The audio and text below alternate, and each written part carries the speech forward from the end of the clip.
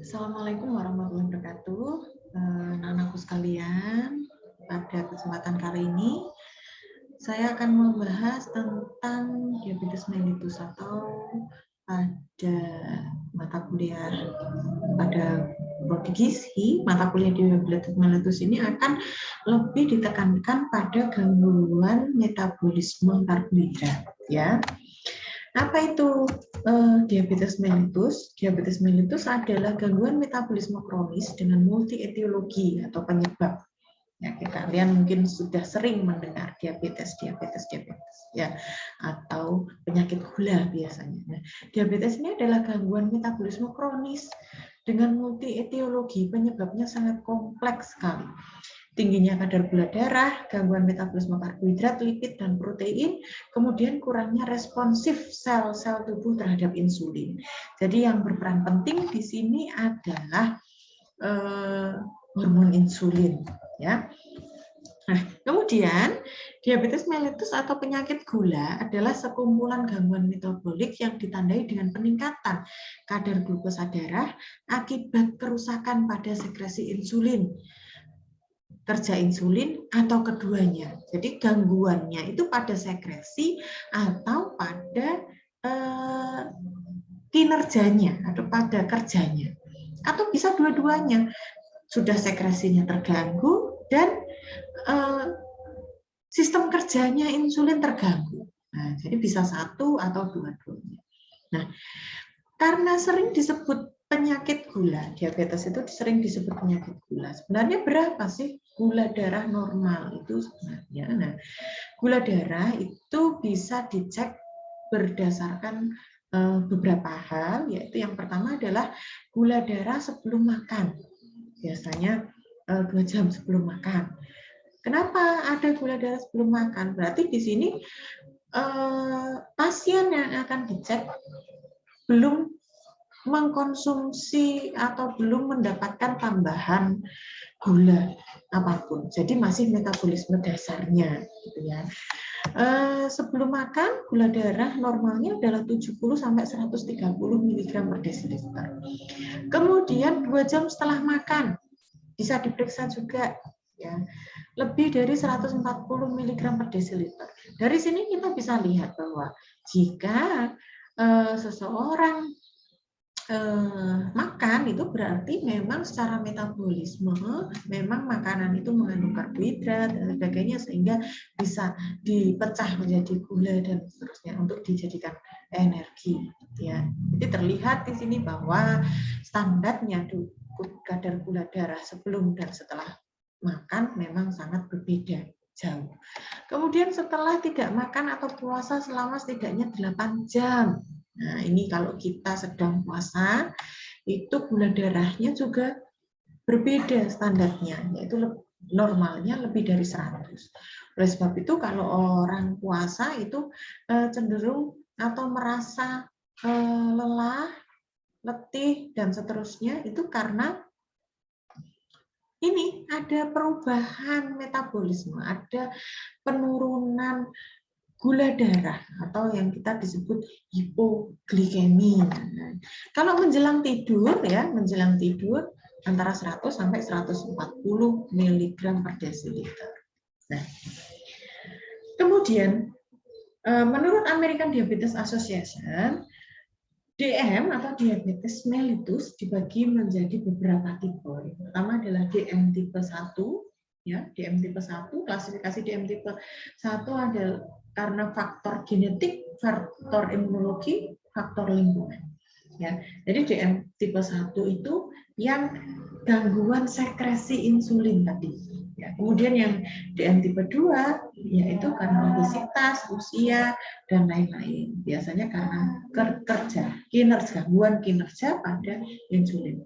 Kemudian ada DM gestasional. DM gestasional itu berarti DM yang terjadi pada ibu hamil.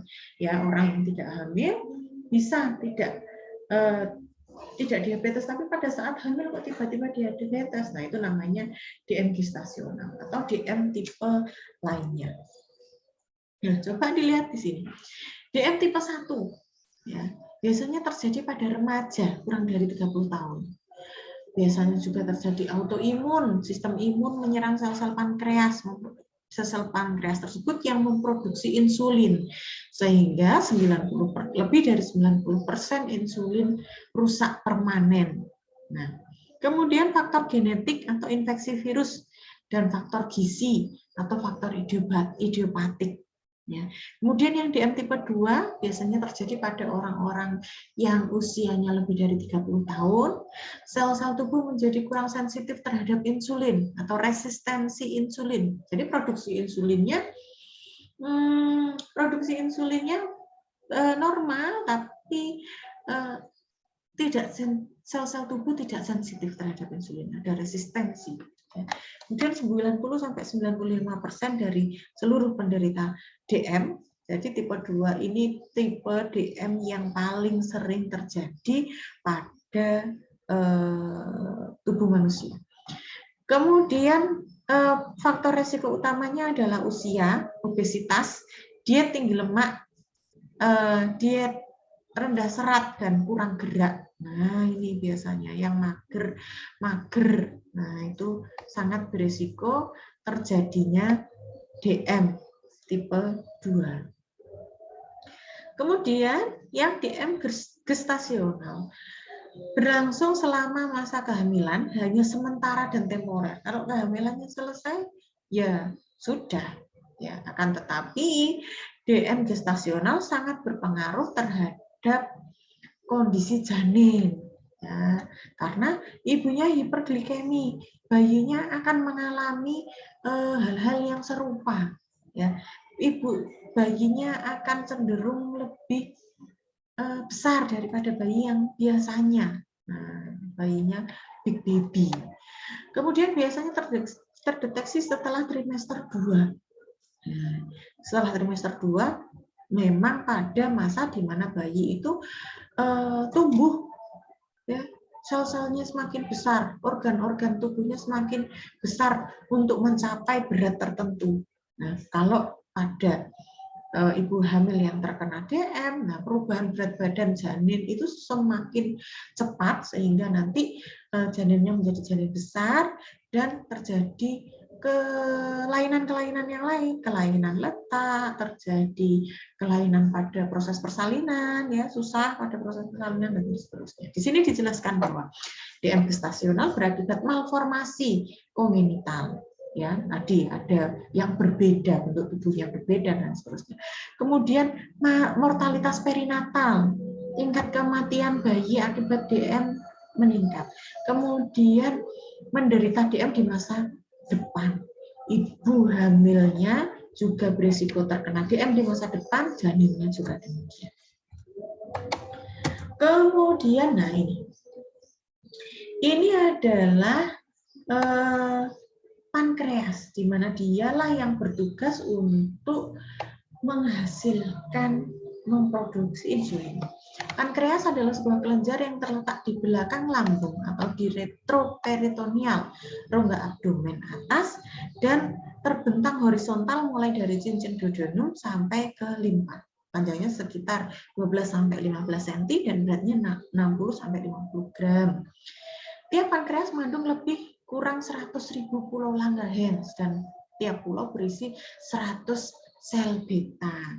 Kaput pankreas terletak di sebelah kanan rongga abdomen dan di dalam lekukan duodenum. Korpus pankreas adalah bagian utama pankreas, terletak di belakang lambung dan di depan vertebra lumbalis pertama. Ekor pankreas bagian runcing di sebelah kiri menyentuh limpa. Nah, ini anatomisnya ya. Secara anatomi begini bentuknya pankreas, dia posisinya di belakang lambung, kemudian melekat pada duodenum, ada usus. Nah, kemudian pankreas berfungsi sebagai organ yang menghasilkan 2 kelenjar. Fungsi endokrin, ada 3 jenis enzim pankreas, yaitu amilase, lipase, tripsin. Jadi makanya kalau terjadi malfungsi dari pankreas bisa menyebabkan malfungsi juga pada metabolisme yang ada di tubuh kita. Ya, kita tahu enzim amilase, lipase, tripsin itu bertugas untuk merubah karbohidrat, lemak, dan protein, untuk mencerna atau memproses karbohidrat, lemak, dan protein. Sedangkan yang amilase mengubah karbohidrat menjadi glukosa, lipase mengubah lemak menjadi gliserin dan asam lemak, tripsin mengubah protein menjadi asam amino. Ya. Kemudian secara endokrin, fungsi endokrin yang membantu pulau-pulau Langerhans yang terdiri dari 3 jenis sel, yaitu sel alfa, beta, dan delta. Organ sasaran hormon glukagon dan insulin adalah hati, otot, jaringan lemak glukagon. Insulin memegang peran penting dalam metabolisme karbohidrat, protein, lemak, bahkan keseimbangan kadar gula darah. Nah ini ya, jadi perannya sangat penting sekali untuk metabolisme di tubuh kita.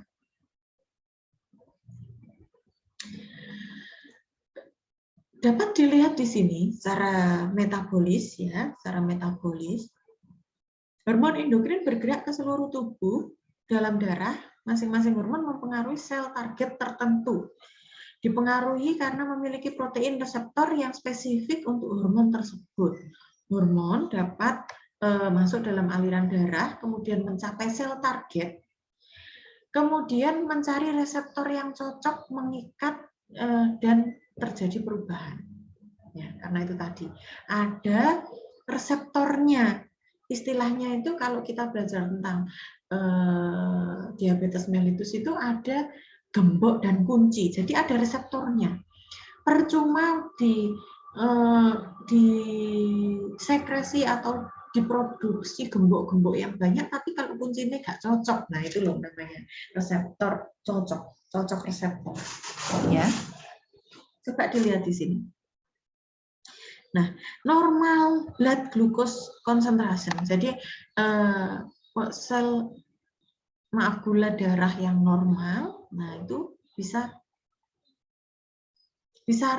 drop menjadi sangat rendah atau menjadi meningkat. Nah, rise in blood glucose menjadi sangat meningkat jika reseptor beta cell detect a rise in blood glucose, kemudian memberikan pesan kepada kontrol center beta cell insulin, kemudian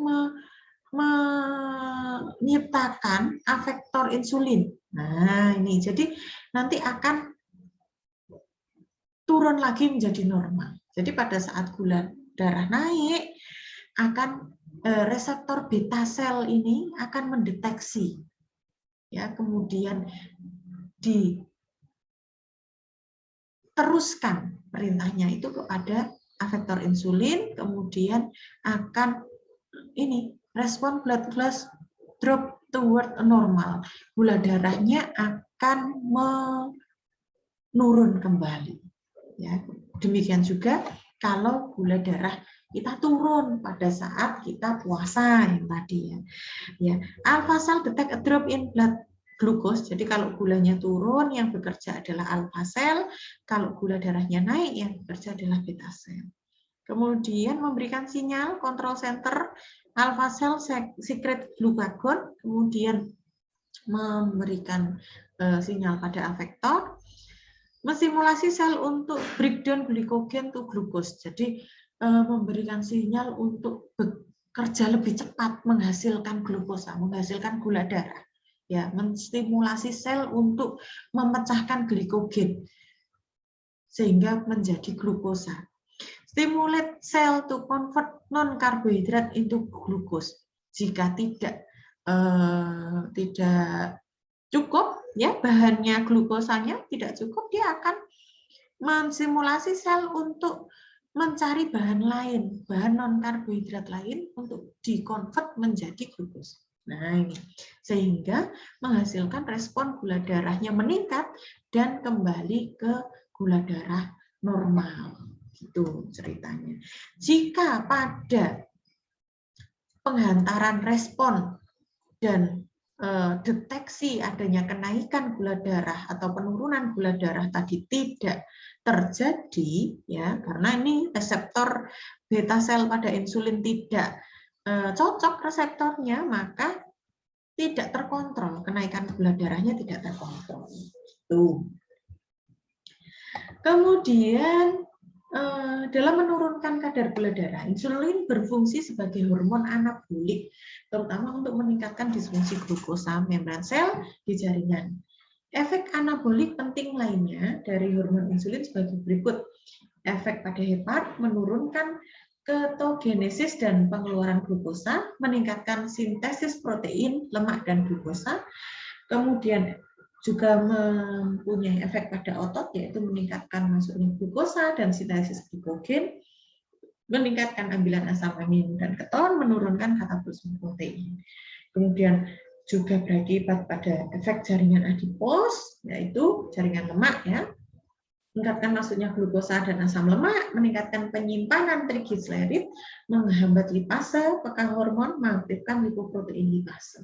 Jadi kalau insulinnya terganggu, tadi reseptor-reseptor pada pankreas terganggu, akan berakibat pada terganggunya fungsi pada hepar, kemudian ganggunya metabolisme pemecahan-pemecahan pada otot dan jaringan adipos. Makanya orang yang diabetes itu bisa sangat kurus sekali atau sangat gemuk sekali.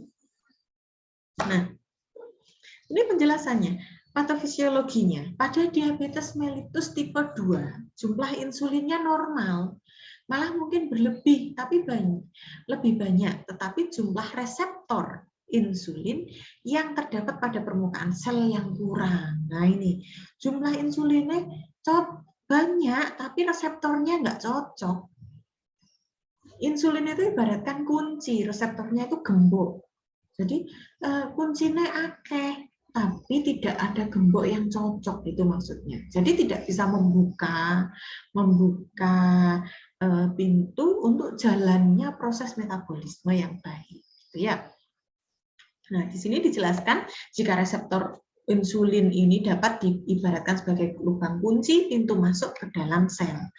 Pada keadaan tadi, jumlah lubang kuncinya yang kurang hingga meskipun anak kuncinya insulin banyak, tetapi karena lubang kunci reseptornya kurang, maka glukosa yang masuk sel akan sedikit, sehingga sel akan kekurangan bahan bakar, glukosa dan glukosa di dalam pembuluh darah meningkat. Jadi glukosanya tidak tersuplai ke sel-sel yang membutuhkan, tapi tersimpan di dalam darah, sehingga kadar gula dalam darahnya sangat tinggi. Kemudian dengan demikian keadaan ini sama dengan pada DM tipe 1. Perbedaannya adalah DM tipe 2 di samping kadar glukosa tinggi, juga kadar insulin tinggi atau normal. Nah, keadaan ini yang disebut resistensi insulin. Kalau pada DM tipe 1, insulinnya tidak terbentuk, kegagalan sekresi insulin. Tapi kalau pada DM2, insulinnya tetap tinggi, tapi reseptor insulinnya yang tidak cocok, sehingga kadar gula darahnya meningkat. Nah, ini perbandingannya antara DM tipe 1 dan DM tipe 2 ya. Mulanya muncul cenderung lebih awal pada DM tipe 1. Nah, itu tadi kegagalan sekresi. Kalau DM tipe 2 itu terjadi pada orang, kalau di awal tadi Bunda sebutkan lebih dari 30 atau 35 tahun, ini lebih dari 40 tahun. Keadaan klinis saat didiagnosis berat dan ringan, ya. Pada DM tipe 1 cenderung lebih berat, pada DM tipe 2 cenderung lebih ringan. Kadar insulin darahnya ini kalau DM1 tidak ada, bahkan ya rendah atau tidak ada, kalau DM tipe 2 cukup tinggi ataupun normal. Berat badannya kalau tipe 1 kurus, kalau tipe 2 cenderung gemuk atau normal. Kemudian pengelolaan yang disarankan kalau DM tipe 1 terapi insulin, diet dan olahraga. Kalau DM tipe 2, diet, olahraga, hipoglikemik oral. Ya, jadi asupan nutrisinya hipoglikemik. Nah, ini gejalanya, ya. Jadi ada 3 poliuri, polifagi, polidipsi. Sering kencing, cepat lapar, sama selalu haus. Nah, ini. Kemudian gejala tambahannya berat badan menurun cepat tanpa penyebab yang jelas. Kesemutan, gatal di daerah kewanitaan, keputihan pada wanita ya, kemudian luka yang sulit sembuh, bisul yang hilang timbul ya, sering sekali bisul terus hilang terus muncul lagi. Bisul itu bukan jerawat ya, lebih besar lagi dari jerawat. Penglihatan mata kabur, ini berarti lebih parah lagi kalau sudah terjadi penglihatan mata kabur. Kemudian cepat lelah, mudah mengantuk, impotensi pada pria. Nah, ini harus berhati-hati ya, karena terjadi impotensi pada pria. Ini tadi sudah kita bahas yang disebut diabetes jika gula darahnya pada puasa lebih dari 126, pada gula plasma 2 jam setelah makan lebih dari 200. Jika kurang dari itu, normalnya 140 ya. Jika antara 140 sampai 199, dia pre-diabetes. Kemudian faktor resiko. Siapa saja yang berisiko terkena diabetes? Nah, yang pertama punya riwayat. Bahkan dia sendiri ataupun keluarganya. Jadi riwayat itu termasuk riwayat diabetes dalam keluarga. Atau riwayat diabetes gestasional. Dulu pas hamil dia mengalami diabetes gestasional. Atau kalaupun tidak diketahui dia diabetes gestasional atau tidak, pada saat dia melahirkan bayi dengan berat badan lebih dari 4 kg. Kemudian dia mengalami kista ovari, termasuk PCOS, Polycystic Ovary Syndrome. Kemudian IFG dan IGT, ya, jadi gula darah selama puasanya tinggi, impaired fasting glucose dan impaired glucose tolerance. Kemudian obesitas, ya, lebih dari 120% berat badan ideal. Itu yang disebut obesitas. Usianya, etnik ras, hipertensi juga dapat mengakibatkan diabetes juga bisa mengakibatkan hipertensi. Jadi ini saling mempengaruhi. Kemudian hiperlipidemia, kadar HDL rendah, kadar lipid dalam darah tinggi, ya. Kolesterol, nah yang kita sering bilang kolesterol, hiperlipidemia, HDL-nya yang tinggi. Nah, faktor lain selain faktor-faktor yang ada yaitu kurangnya olahraga, pola makan rendah serat. Komplikasinya banyak sekali, bisa terjadi hipoglikemi, hiperglikemi, atau penyakit mikrovaskuler. Gula darahnya sangat turun drastis, ya, karena dosis insulinnya berlebihan. Saat pemberian yang tidak tepat, olahraga terlalu berat, minum alkohol dan stres. Nah, ya, terjadi hipoglikemia jika hal-hal ini terjadi. Kemudian juga bisa terjadi hiperglikemi, akromegali, gigantisme, hormon pertumbuhannya berlebihan, kemudian pemakaian diuretik, kemudian juga bisa terjadi sirosis hepatis atau penyakit hati atau liver. Ya. Kemudian juga bisa terjadi penyakit mikrovaskuler, neuropati, retinopati, nefropati, atau sering yang kita sebut kebas. Kebas itu gak kroso. Apa ya jenenge? Yaitu kebas, mati rasa. Kemudian retinopati, gangguan penglihatan, matanya lama-lama semakin kabur, ya, yaitu nefropati. Penata laksanaannya, ya, penata laksanaan diabetes ditujukan untuk menjaga kadar glukosa plasma berada dalam kisaran normal, mencegah atau meminimalkan kemungkinan terjadinya komplikasi. Nah, itu. Ya.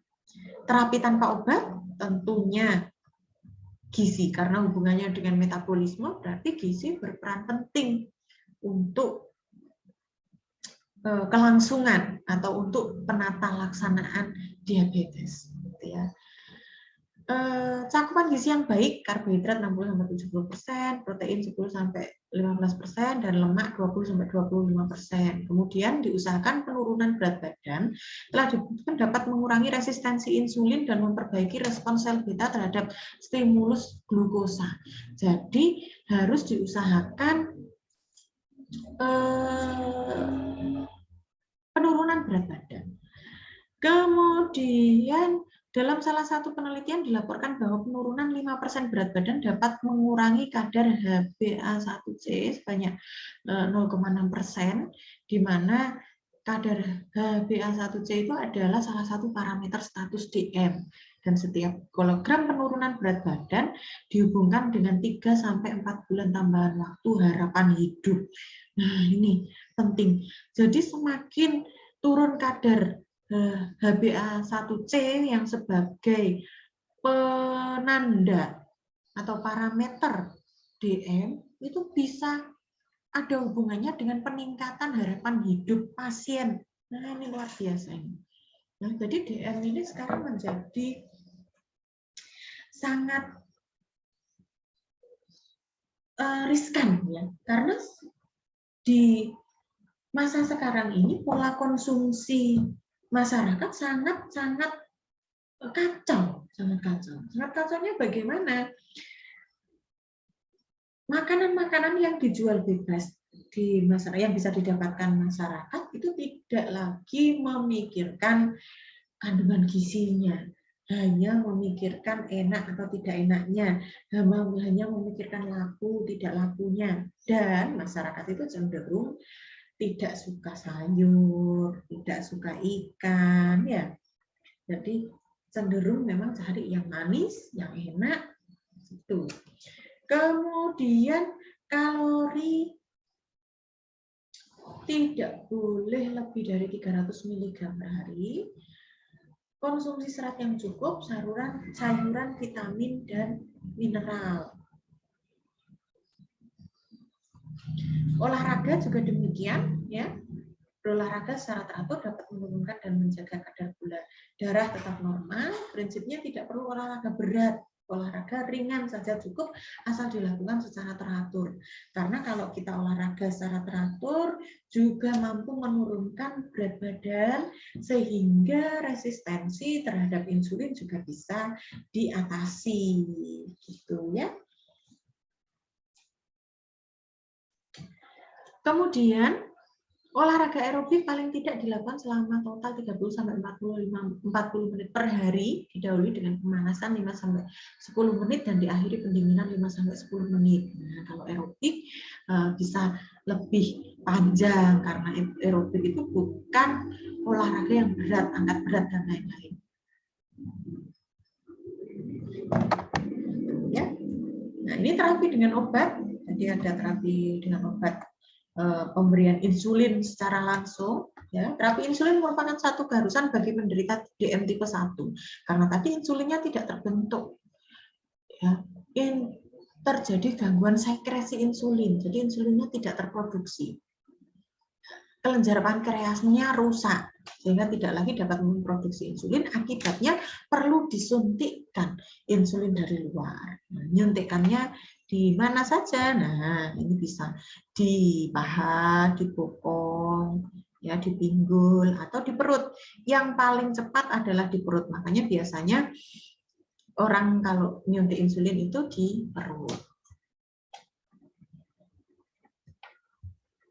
Ini adalah, nah, kalau ini insulin pump ya, jadi sudah ada alatnya untuk injeksi insulin. Ini kalau seseorang memerlukan lebih insulin dalam jumlah yang lebih banyak lagi, ada insulin pump, jadi tidak pakai injeksi.